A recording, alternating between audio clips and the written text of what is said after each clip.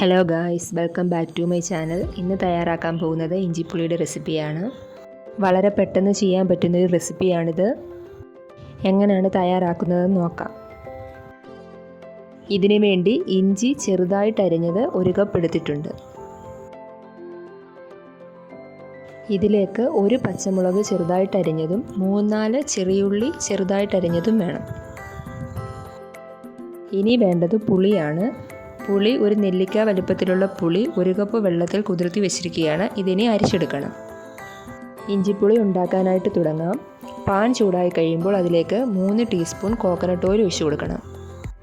Oil നല്ലതുപോലെ ചൂടായി കഴിയുമ്പോൾ ഇതിലേക്ക് അരിഞ്ഞു വെച്ചിരിക്കുന്ന ഇഞ്ചി ചേർത്ത് കൊടുക്കണം. ഇനി ഇത് നല്ലതുപോലെ വഴറ്റിയെടുക്കണം.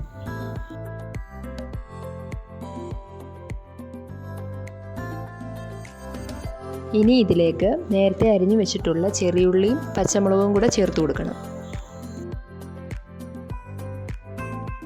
ഇനി ഇതെല്ലാം കൂടെ നല്ലതുപോലെ മൂപ്പിച്ചെടുക്കണം.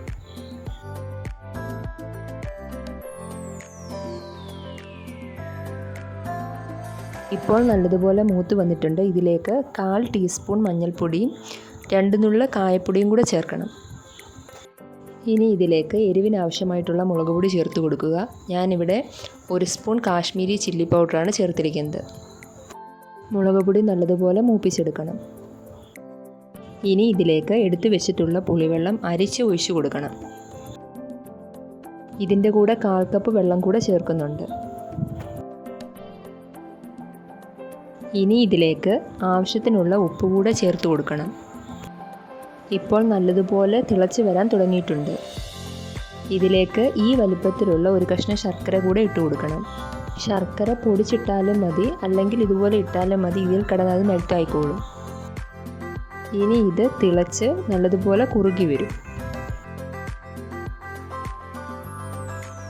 ഇത് വളരെ പെട്ടെന്ന് ഉണ്ടാക്കാൻ പറ്റുന്ന ഒരു റെസിപ്പിയാണ്. ഇന്നുണ്ടാക്കിയിട്ട് നാളത്തേക്ക് എടുക്കുകയാണെങ്കിൽ കൂടുതൽ ടേസ്റ്റ് ആയിരിക്കും. ഇഞ്ചിപ്പുളി ഇപ്പോൾ റെഡി ആയിട്ടുണ്ട്. ഇതേപോലെ പറ്റി വരുമ്പോൾ ഫ്ലെയിം ഓഫ് ആക്കണം. ഈ വീഡിയോ കണ്ടിട്ട് ഇഷ്ടപ്പെടുവാണെങ്കിൽ ഒരു പ്രാവശ്യമെങ്കിലും ഇങ്ങനെ ട്രൈ ചെയ്ത് നോക്കണം. എന്നിട്ട് അഭിപ്രായങ്ങൾ അറിയിക്കണം. Thanks for watching.